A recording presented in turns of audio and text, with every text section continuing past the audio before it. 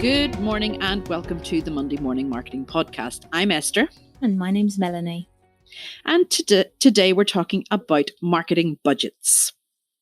We all need a marketing budget, no matter how small or big you are. And as a business, you need to have some idea of how much you can spend throughout either a season or throughout the year. Absolutely. And whether your tax year goes from January to December or April to April, you need to figure out how much you have available to go to events. Even if the events are free, you still need to get there. So you need to factor in your petrol, diesel, car parking costs, even maybe food when you're over there at the event. Lots and lots of things that maybe are hidden costs when it comes to marketing and, in this case, going to events. Even tolls, they can get quite pricey, certainly if you're going through several of them. And that's just something else you need to take into account when you're doing your journey. Yeah, absolutely. And here in Ireland, there's one that you don't have to pay for at the time. And I always forget to pay it before the next day. So that can also creep up on you and an additional fine for not having paid it. But hopefully you're not like me, and hopefully you remember to pay your M50 toll here if you're here in Ireland.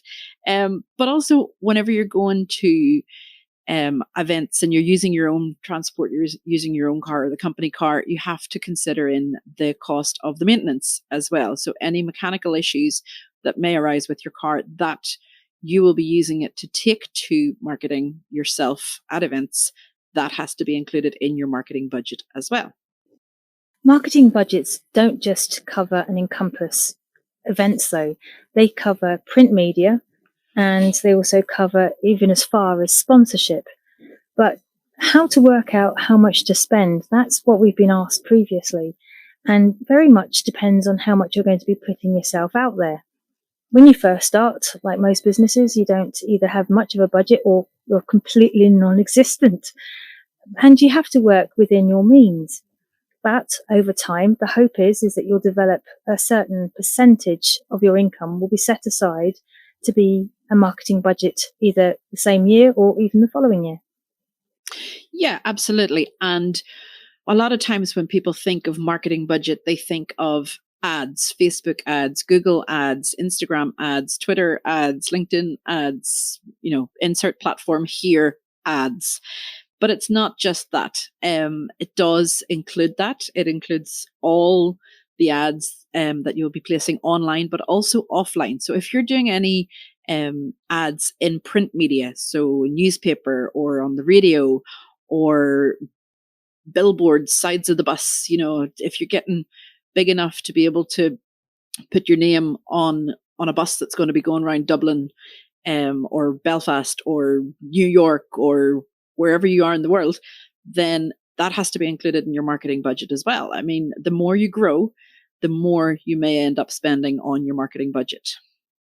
And the more you grow, the hope is that you can then look to actually sponsor events. Now, the important part about sponsoring events is that it's the similar or same audience that you're currently trying to target.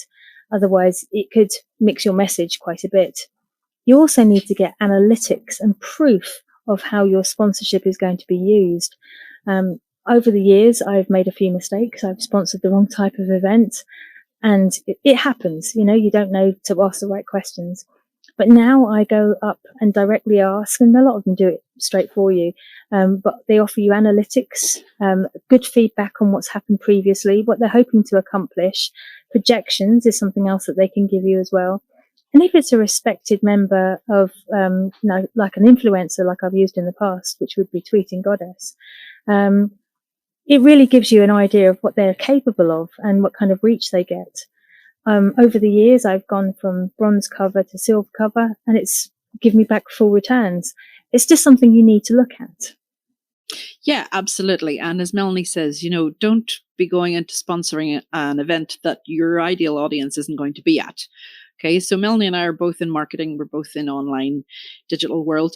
So there'd be no point in us going to a makeup artist's event for example. I mean, they're not, you know, our target audience in the case that, I mean, we might need to use their makeup, but they don't necessarily need to use us. So look for people who are in need of your services and your products and go to those events, sponsor those events, ask if you can get the list of attendees so that you know who's going to be there, and do follow up after the marketing. That's a big part of your marketing budget and your marketing time, because time is something that a lot of us don't even consider when we're looking at our budgets, but time is money. So how long do you need to prepare your speech? How long will it take you to follow up after the event? How long will it take you to get through all the inquiries that you got at the event? Consider all that as well, because if it's going to take an extra 10 hours a week, will that be worth it? How many of those people will become clients? How many of those people will need your services in the long run? Okay, so it's not just an instant return on investment, it's also in the long term. Okay, so once you get your name out there, once you get your brand in front of people at these events, then follow up. And that's where the ads come in as well, that you can then retarget your ads based on who you were talking to at these events. Also, sticking with the online and the for the marketing budget, we also reckon that you should invest in platforms for scheduling your information out over several different social media networks. So we've talked about this before. Melanie and I are not affiliated with any platform, but we do have our favorites and we do use different ones. And one is not generally better than the other, but they do cost. They do cost money. Yeah, okay? They do. And you do need to set aside money for them every year. I personally prefer to pay for my platforms annually because it tends to save me money. But there are some platforms which I would prefer to pay monthly because I can change the plan or the program on them from a smaller to a larger platform throughout the year, depending on my client base or events that are happening. It's very much a personal thing. So when you're having a look at this, make sure that you pick a time of the year when you're not paying out for everything else, that you've actually got a level of money that you can source and use. And if you can't, excuse me, then spread it out over a couple of months and then offer to pay annually so that it reaches the ideal time for you. Yeah, that's one thing that I have noticed is at the start, I'm in the UK, so our tax year goes from April to April, and we pay our taxes at the end of January. So there were times that there were lots of payments going out around the 31st of January for platforms, which was not ideal. So we got those changed to later in the year so that we have the ability to pay those then later in the year. What else, Melanie? What else do we need to include in our marketing budgets? I mean, when you first start, you can't afford any of this, okay? A large part of your marketing budget when you first start is home printing. Paper and ink cartridges. And the printer. And the printer, that's probably the biggest expense when you first start, aside from perhaps a laptop or something. Yeah. But most people already start with a laptop. And you need a good printer, some good quality paper, and good ink, preferably. Yes. And once you've started with those and you've developed a great start with those, even Vistaprint business cards just to get you started. You can get 250 for, can't remember, is it 10 or 15 quid or something? Daft. I don't remember. But it's a great start. Just because you need to start somewhere. And I know we've been talking quite big, but eventually you're going to get there. Well, that's the hope. Yeah, you will get there. And that's the thing. Start small. And then whenever you have the budget to move into more professional and better quality things, then go for those.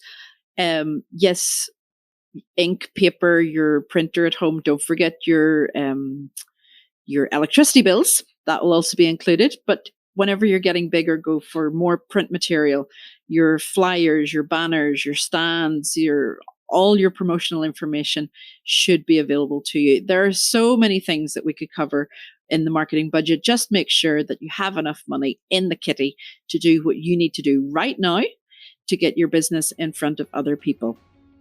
That's it for today. Thank you for joining us, and we'll be back again next week with another episode of the Monday Morning Marketing Podcast. Goodbye. Bye for now.